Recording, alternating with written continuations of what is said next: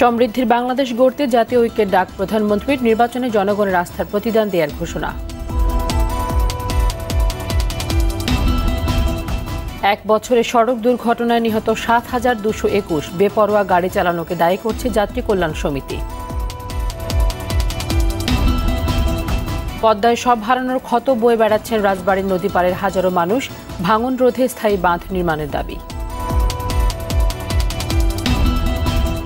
এবং বিপিএলে আজ খুলনা টাইটান্সের বিপক্ষে নামছে সিলেট সিক্সার্স, অপর ম্যাচে রাজশাহী কিংসের প্রতিপক্ষ চিটাগং ভাইকিংস।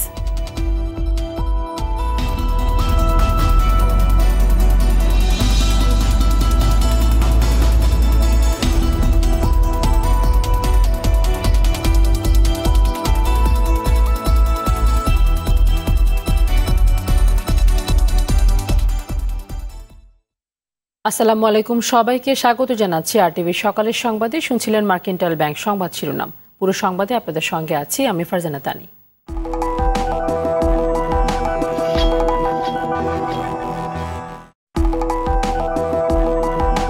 স্বাধীনতার চেতনা বাস্তবায়ন ও আগামীর সমৃদ্ধির বাংলাদেশ গড়তে জাতীয় ঐক্য গঠনের আহ্বান জানালেন প্রধানমন্ত্রী শেখ হাসিনা। বললেন, দল মত ধর্ম বর্ণের বিভেদ ভুলে কেবল দেশ ও দেশের মানুষের উন্নয়নই হবে এর অন্যতম লক্ষ্য।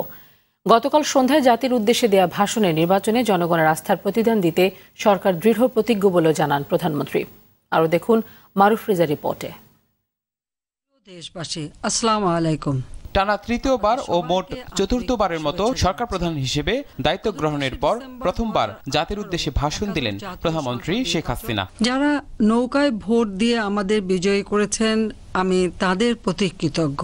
25.5 মিনিটের এই ভাষণে উঠে আসে সদ্য শেষ হওয়া জাতীয় সংসদ নির্বাচন প্রসঙ্গ, ইশতেহার বাস্তবায়নের প্রতিশ্রুতি সহ আগামী সমৃদ্ধ বাংলাদেশ গড়ার পরিকল্পনা। বিগত 10 বছরে দেশে যে উন্নয়ন হয়েছে, সাধারণ মানুষ তার সুফল ভোগ করেছেন। ভাষণের শুরুতে শেখ হাসিনা বলেন, এবারের নির্বাচনে আওয়ামী লীগের বিজয় ছিল প্রত্যাশিত। এ সময় নিজ দলের বিজয় আর সেই সাথে বিএনপি ঐক্যজোটের পরাজয়ের কিছু কারণও তুলে ধরেন তিনি। মানুষ নিজের এবং দেশের মর্যাদা চায়, আমরা বাংলাদেশকে সেই মর্যাদা এনে দিতে পেরেছি। উন্নয়নশীল দেশের মর্যাদা প্রাপ্তি জনগণকেও গর্বিত করেছে। যারা দেশের মানুষকে মর্যাদার আসনে অধিষ্ঠিত করেছেন, তাদের মানুষ মর্যাদা দেবেন, এটাই তো স্বাভাবিক। পক্ষান্তরে আমাদের প্রতিপক্ষ জোটের নির্বাচনী কৌশল সম্পর্কে আপনারা ভালোভাবেই জানেন। তাদের পরাজয়ের বহুবিধ কারণ রয়েছে। বিএনপির ধানের শীষ মার্কার যুদ্ধাপরাধী জামাত নেতাদের মনোনয়ন তরুণ ভোটাররা মেনে নিতে পারেনি। নির্বাচনী ইশতেহার যথাযথভাবে পূরণ এখন সরকারের অন্যতম লক্ষ্য বলে জানান সরকার প্রধান। আপনারা টানা তৃতীয়বার এবং 1996 সাল থেকে চতুর্থবারের মতো বাংলাদেশ আওয়ামী লীগকে সরকার পরিচালনার ম্যান্ডেট দিয়েছেন। আপনাদের এবারের এই নিরঙ্কুশ সমর্থন আমাদের দায়িত্ব কর্তব্য আরও বহুগুণ বাড়িয়ে দিয়েছে। আমি ব্যক্তিগতভাবে আপনাদের এই রায়কে দেশবাসীর সেবা এবং জাতির পিতার অসমাপ্ত কাজ শেষ করার ও সোনার বাংলা প্রতিষ্ঠার পথে আরও এক ধাপ এগিয়ে যাওয়ার সুযোগ বলে মনে করি। সরকারি সেবা খাতে স্বচ্ছতা, জবাবদিহিতা ও সুশাসন প্রতিষ্ঠায় দৃঢ়তার কথা আবারও তুলে ধরেন প্রধানমন্ত্রী। তুলে ধরেন মাদক, সন্ত্রাস ও জঙ্গিবাদ মুক্ত করে শান্তি সমৃদ্ধির দেশ গড়ার প্রত্যয়ের কথাও। দেশকে আমরা আরও উন্নত করতে চাই, তাই সামনে আরও অনেক কাজ, আমাদের আরও কঠিন পথ পাড়ি দিতে হবে। আপনাদের সঙ্গে নিয়ে সেই বন্ধুর পথ অতিক্রম করতে পারবো ইনশাল্লাহ। এখন আমাদের প্রয়োজন জাতীয় ঐক্য। বিভেদ ভুলে ঐক্যবদ্ধভাবে আমাদের এগিয়ে যেতে হবে।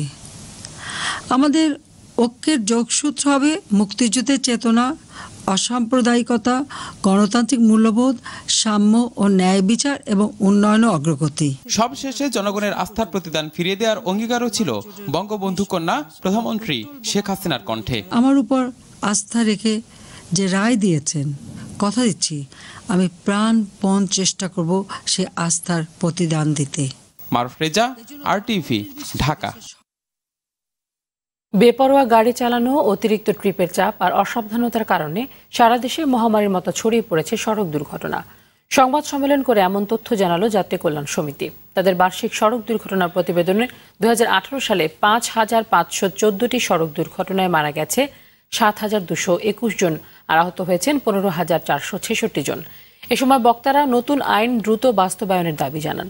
আরাফাতুর রহমানের রিপোর্টে দেখুন বিস্তারিত। দেশের কোথাও না কোথাও এমন সড়ক দুর্ঘটনা প্রতিদিনই ঝরে পড়ছে তাজা প্রাণ। এসব খবর সংবাদপত্র সমূহে প্রচারিত হওয়ার পর প্রতিবেদন বিশ্লেষণ করে যাত্রী কল্যাণ সমিতি। বিশ্লেষণে জানা যায় 2018 সালে 1252 জন চালক শ্রমিক, 880 জন শিক্ষার্থী, 231 জন আইনশৃঙ্খলা রক্ষাকারী বাহিনীর সদস্য, 787 জন নারী, 487 জন শিশু, 106 জন শিক্ষক, 34 জন সাংবাদিক, 33 জন চিকিৎসক, 9 জন প্রকৌশলী, 2 জন আইনজীবী এবং 192 জন রাজনৈতিক নেতাকর্মী সড়ক দুর্ঘটনায় নিহত হয়েছেন। এর মধ্যে 18.92% বাস, 28.68% ট্রাক ও কাভার্ড ভ্যান, 25.30% মোটরসাইকেল, 3.72% ব্যাটারি চালিত রিক্সা সড়ক দুর্ঘটনায় পড়ে। এইসব দুর্ঘটনায় গাড়ি চাপায় 41.53% আর মুখোমুখি সংঘর্ষে পড়ে 29.72%। 16.18% দুর্ঘটনা ঘটে খাদে পড়ে। সার্বিকভাবে গণপরিবহনের বিষয়টাকে আমাদের নীতি নির্ধারণের অন্যতম একটা বিষয়ের মধ্যে নিয়ে আসা। 71-এর যুদ্ধের পরে বাংলাদেশে যদি সবচেয়ে বড় যুদ্ধের জায়গাটা তৈরি হয়, একটা হলো মৌলবাদী সাম্প্রদায়িক শক্তি, আরেকটা হলো সড়কের এই উচ্ছৃঙ্খল শক্তি। দুটোকেই যদি আমরা কঠোর হস্তে মোকাবেলা করতে না পারি, আমি বলবো বাংলাদেশে সুশাসন অনেক বেশি সুদূর পড়া হতো। এই সময় সড়ক দুর্ঘটনা নিয়ন্ত্রণে 12টি সুপারিশ দেয় যাত্রী কল্যাণ সমিতি। ট্রাফিক আইন ও মোটরযান আইন, সড়ক ব্যবহার বিধি সম্পর্কে স্কুল, কলেজ, বিশ্ববিদ্যালয়ের ছাত্রছাত্রীদের জন্য, মসজিদ, মন্দির, গির্জায় জনসাধারণের জন্য ব্যাপক প্রচার প্রসারের ব্যবস্থা করা। সমিতি মনে করে সড়ক দুর্ঘটনা নিয়ন্ত্রণ করতে না পারলে সরকারের অনেক সফলতাই মলিন হয়ে যাবে। নবায়নকারী চালকের ডোপ টেস্টের ব্যবস্থা করা। আরাফাতুর রহমান, RTV, ঢাকা। দর্শক, এই মুহূর্তে রাজধানীর 0 পয়েন্ট এলাকায় আছেন সহকর্মী আরাফাতুর রহমান। সেখান থেকে তিনি সরাসরি যোগ দিচ্ছেন আমাদের সাথে। আরাফাত, আমরা তো জানি যে বেশ কয়েকদিন ধরেই সড়কে সচেতনতা কার্যক্রম চলছে। তো এই দীর্ঘদিন ধরে চলা সচেতনতা কার্যক্রমের ফলে সড়ক ব্যবস্থাপনা এখন পর্যন্ত কোনো উন্নতি লক্ষ্য করা গেছে কিনা?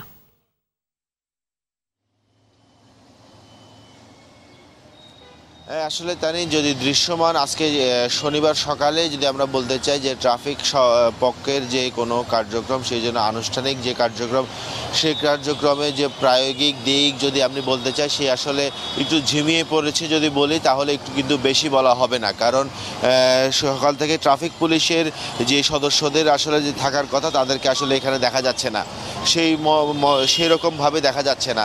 আপনি জানেন যে এইখানে যখন এর আগে ট্রাফিক সপ্তাহগুলো ছিল, তখন আপনি জানেন যে প্রধানমন্ত্রী দপ্তর থেকে একটি নির্দেশনা ছিল যে লোকাল বাসগুলো যে চলবে, সেই বাসগুলোতে অবশ্যই যাত্রী নামানোর সময় বা ওঠানোর সময় সারা অন্যান্য সময় যে বাসের দরজা বন্ধ থাকবে। কিন্তু আপনি দেখেন যে প্রত্যেকটি বাসের দরজা খোলা এবং যেখানে যার যেখানে ইচ্ছা ঠিক সেখানেই যাত্রী ওঠানামা করা হচ্ছে।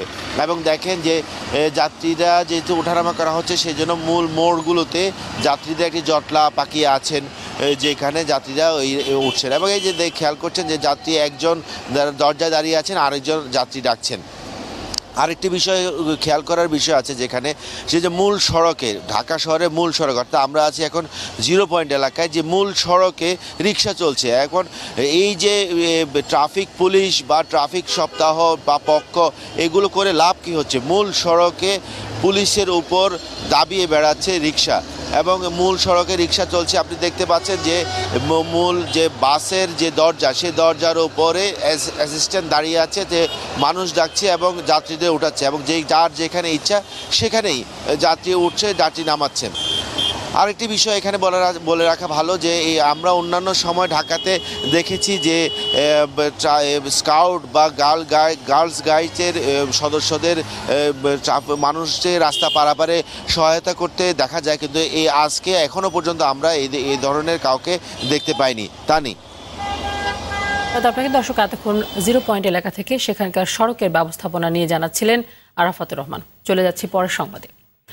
সব হারানোর ক্ষত এখনও শুকায়নি রাজবাড়ির পদ্মাপাড়ের মানুষের। নদী ভাঙনে নিঃস্ব মানুষ দিনাতিপাত করছেন মানবেতর।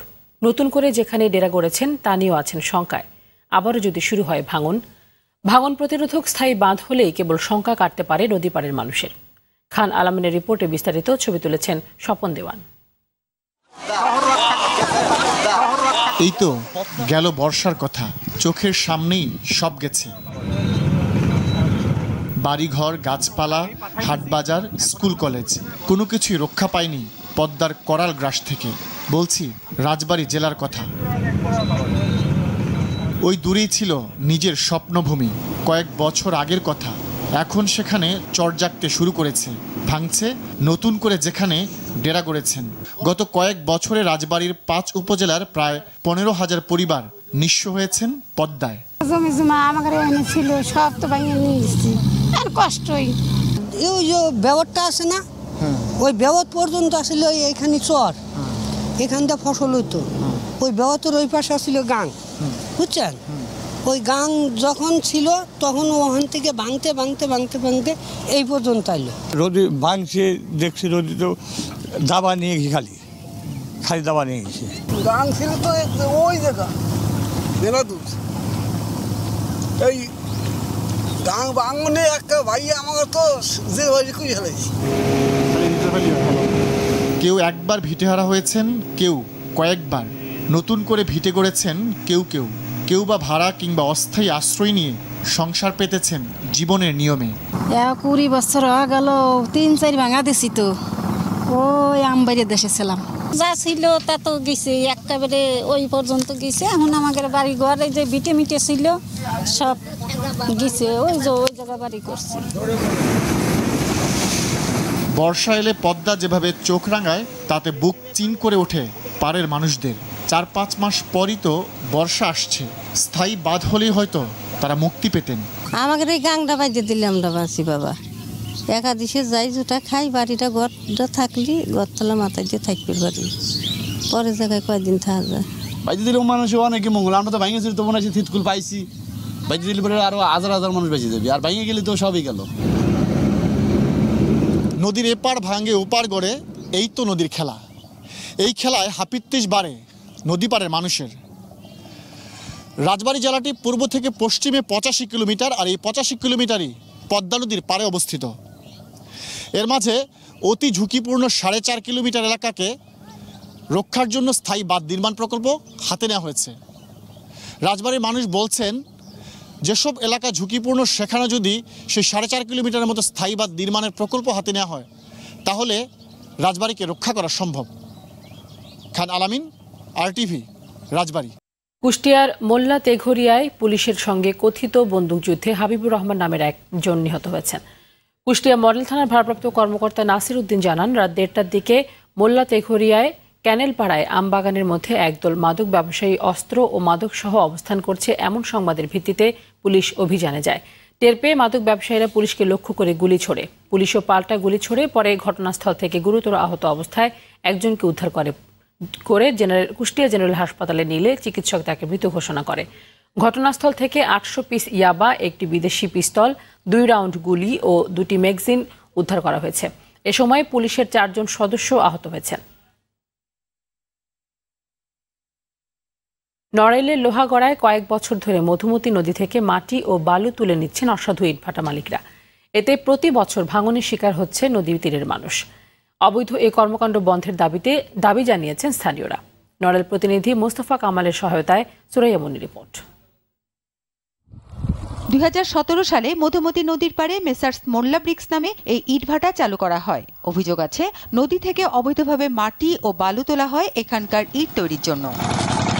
নড়াইলের লোহাগড়া উপজেলার বিভিন্ন স্থানে এভাবেই মধুমতি থেকে মাটি ও বালু তুলে নিচ্ছে অসাধু ইটভাটা মালিকেরা। অপরিকল্পিতভাবে মাটি খনন এবং বালু উত্তোলনের ফলে বর্ষায় ব্যাপক ভাঙন দেখা দেয় মধুমতির তীরে। এতে বিলীন হয় শত শত বাড়িঘর। নদী থেকে আর এক ট্রাকও মাটি না আনে সেই ব্যবস্থা করার জন্য আমি তাদের অনুরোধ করব। না করতে পারলে আমি আমাদের উদ্বোধন কর্মকর্তা আছে তাদের অবশ্যই জানাবো। মাটি ও বালু উত্তোলনের কথা স্বীকার করলেও ইটভাটা মালিকের দাবি, নদী তীরের ওই জমি তাদের নিজেদের। এটাকে দ্রুতভাবে এটাকে পর্যবেক্ষণ করে এর কার্যকরী ব্যবস্থা গ্রহণ করা, যাতে করে এই যে 3টে ব্রিকফিল্ড ওই এলাকায় গড়ে উঠেছে নদীর কিনারায় মধুমতি নদীতে, সেটাকে যাতে রোধ করা যায়। অধিদপ্তর যারা কাজ করেন তারা একটু যত্নশীল হবেন, অজ্ঞাত কারণে চেপে না যে এইটাকে একটা আইনানুগ ব্যবস্থার মধ্যে ফেলে নদীটাকে রক্ষা করবার জন্য আমি তাদেরকে অনুরোধ করি। পরিবেশ আইন ও নীতিমালা অমান্যকারী ইটভাটার বিরুদ্ধে দ্রুত পদক্ষেপ নেওয়ার আশ্বাস দিয়েছেন নড়াইল জেলা প্রশাসক। ইটভাটা ইতিপূর্বে লাইসেন্সও পেয়ে গেছে, যেগুলো আসলে ঠিক পরিবেশ বান্ধব কাজ করছে না, সেগুলোর বিষয়ে আমরা অভিযানে নেমেছি। বর্তমান নীতিমালা অনুযায়ী ইটভাটা যেভাবে পরিচালিত করার কথা সেভাবে পরিচালনা করছে না, তাদের বিরুদ্ধে কিন্তু আমরা অলরেডি অনেকগুলো মোবাইল কোড হয়েছে এবং তাদেরকে মৌখিকভাবেও জানানো হয়েছে যে তাদের ইটভাটা ওখান থেকে সরিয়ে নিতে হবে। সুরাইয়া মুন্নি, RTV। শেষ করব সকালের সংবাদ, তার আগে মার্কেন্টাইল ব্যাংক শিরোনামগুলো জানিয়ে দেব আরো একবার।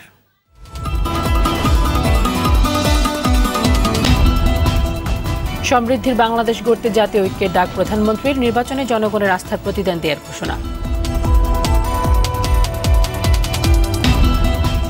এক বছরে সড়ক দুর্ঘটনায় নিহত ৭,২২১, বেপরোয়া গাড়ি চালানোকে দায়ী করছে যাত্রী কল্যাণ সমিতি। পদ্মায় সব হারানোর ক্ষত বয়ে বেড়াচ্ছেন রাজবাড়ী নদী পাড়ের হাজারো মানুষ, ভাঙন রোধে স্থায়ী বাঁধ নির্মাণের দাবি। এবং বিপিএলে আজ খুলনা টাইটান্সের বিপক্ষে নামছে সিলেট সিক্সার্স, অপর ম্যাচে রাজশাহী কিংসের প্রতিপক্ষ চিটাগং ভাইকিংস।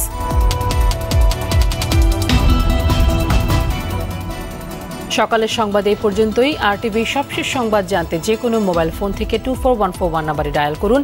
আর মোবাইল ফোনের সংবাদ দেখতে অ্যাপ স্টোর, গুগল প্লে বা উইন্ডোজ স্টোর থেকে ডাউনলোড করুন RTV অ্যাপস। এছাড়াও তাৎক্ষণিক ও বিনোদন সংবাদ জানতে বিশ্বের যে কোনো প্রান্ত থেকে ভিজিট করুন facebook.com/RTV online এবং youtube.com/RTV digitals। ধন্যবাদ সবাইকে।